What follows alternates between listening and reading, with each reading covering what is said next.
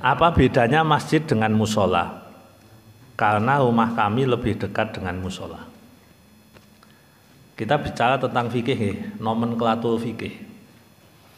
Kita bicara nomenklatur syariat agama, bukan adat, bukan kebiasaan. Masjid dianggap masjid jika memenuhi beberapa syarat. Apabila masuk semua syaratnya maka disebut masjid, apabila tidak maka tidak disebut masjid walaupun namanya masjid. Yang pertama, masjid itu milik Allah. Milik Allah, maka disebut Baitullah. Lah wujud milik Allah itu berarti harus wakaf. Masjid disebut masjid jika itu wakaf.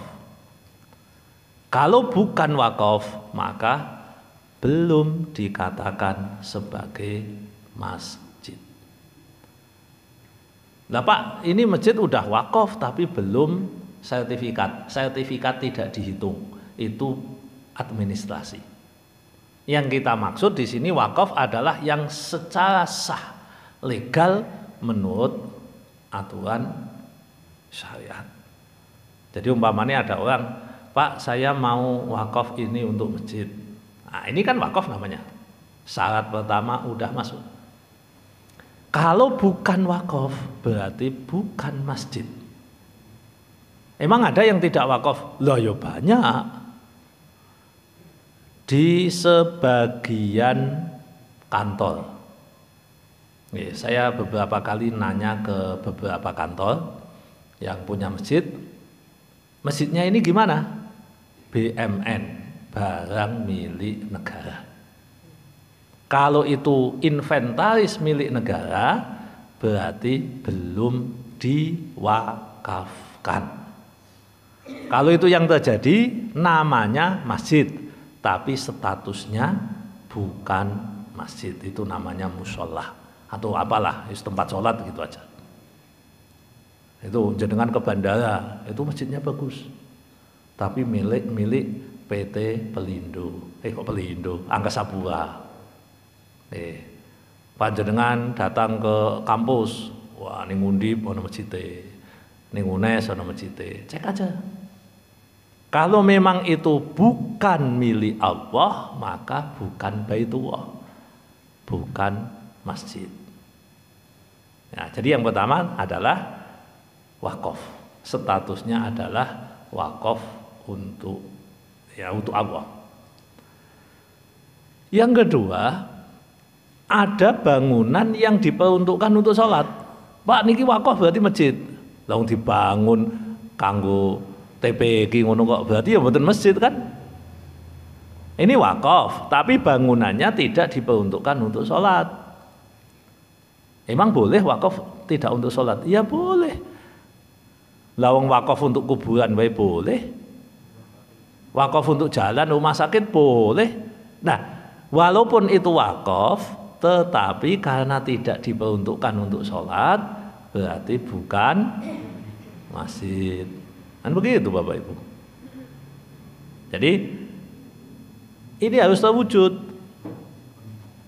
Kalau ini terwujud, maka masuk definisi masjid. Kalau tidak terwujud, berarti masuk definisi bukan masjid. Ya, bukan masjid itu apa? Nah, kalau biasa kanggo sholat, ya biasa kanggo sholat. Mungkin namanya musola. Lah konsekuensinya bagaimana? Kalau itu disebut masjid dan itu tidak disebut masjid. Konsekuensinya ada beberapa.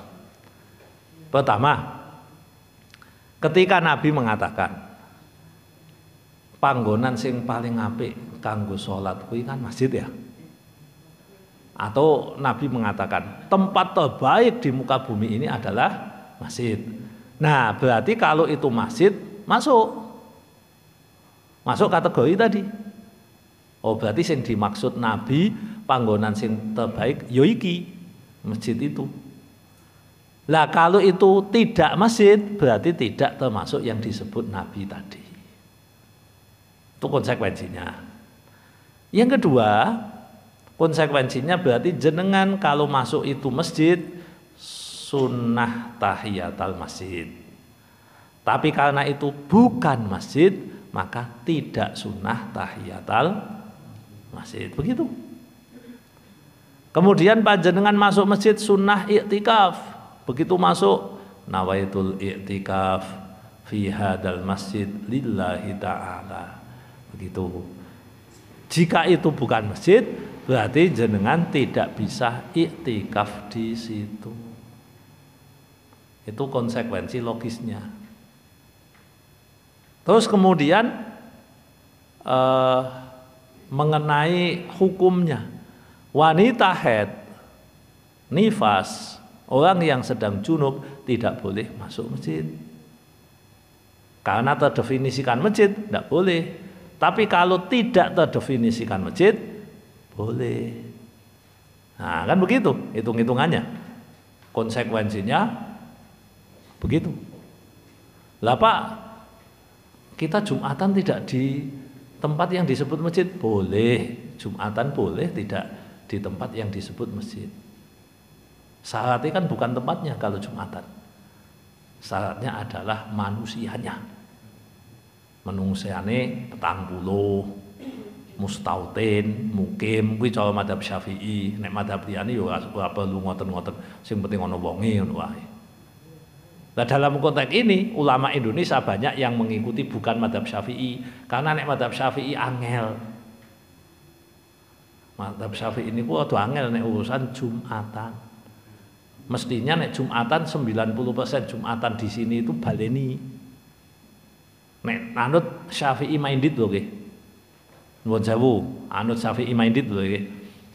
Maka satu kampung ndak boleh ada dua. Niki kampung pundi Pak jenenge? Kelurahannya pundi? Madajo.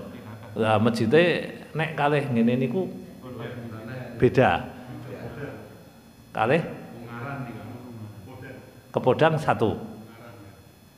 Kepodang. Oh beda. Beda kelurahan tapi cepak ngono toh. Nah, kan bingungi.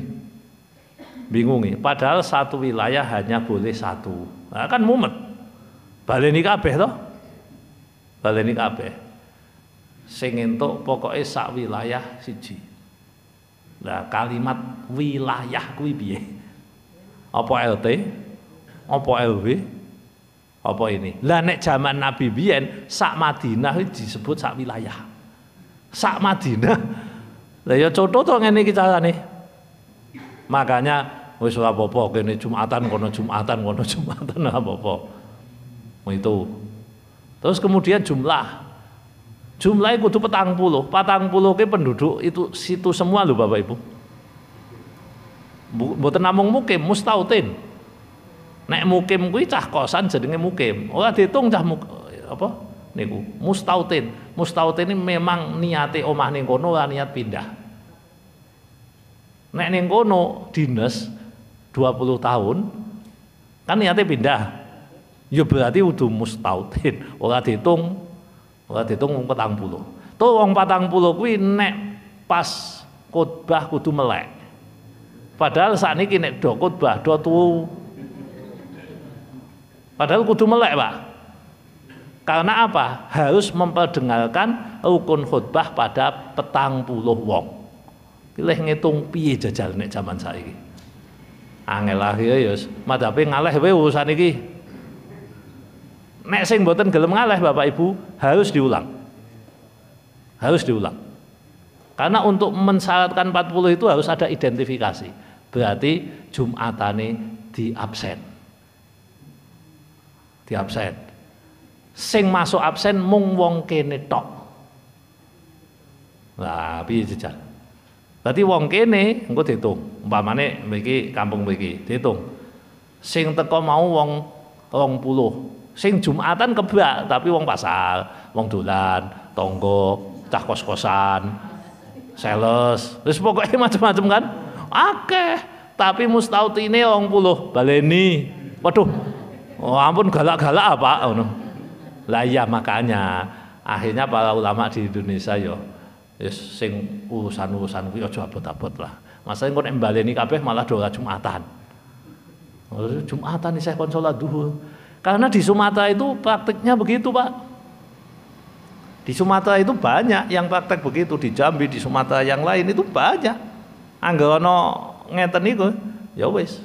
Bar salat, assalamualaikum warahmatullahi wabarakatuh, assalamualaikum warahmatullahi wabarakatuh. Bapak Ibu monggo salat duhur jamaah. Ngoten niku.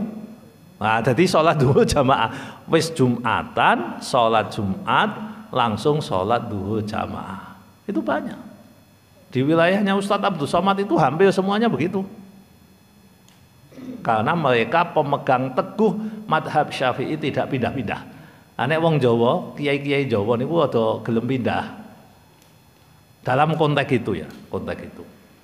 Karena dirasa berat. Nah, jadi kembali ke tadi masalah konsekuensi masjid. Kalau itu terdefinisikan masjid, berarti ya masjid. Lah Pak, bangunannya cilik 5x3, masuk enggak? Kalau memang itu wakaf, bangunannya diperuntukkan untuk sholat, masuk masjid. Tetapi mboten damel Jumatan, tidak harus Jumatan, masuk kategori masjid. Berarti teng mriku saged iktikaf, teng mriku saged tahiyatul masjid. Itu bedanya. Oh, iku masjidnya gede, jenengane Masjid Jami Negara, Masjid Jami Provinsi, tapi udah wakaf. Ya mboten. Nah, jadi tidak dilihat dari bangunan dan nama yang tertera nggih. Lah terus ngoten Pak, lah nek kula lunga ngoten niku iki masjid napa mboten? Lah nek tulisane masjid dan jenengan tidak tahu ya anggap saja masjid. Kita pakai anggapan tidak saja. Itu kan berlaku kalau kita tahu bahwa ini wakaf atau bukan wakaf, atau ada dugaan kuat. Seperti di instansi-instansi itu rata-rata bukan wakaf. Itu konsekuensi. Jadi tadi bedanya masjid dan musola ya di situ.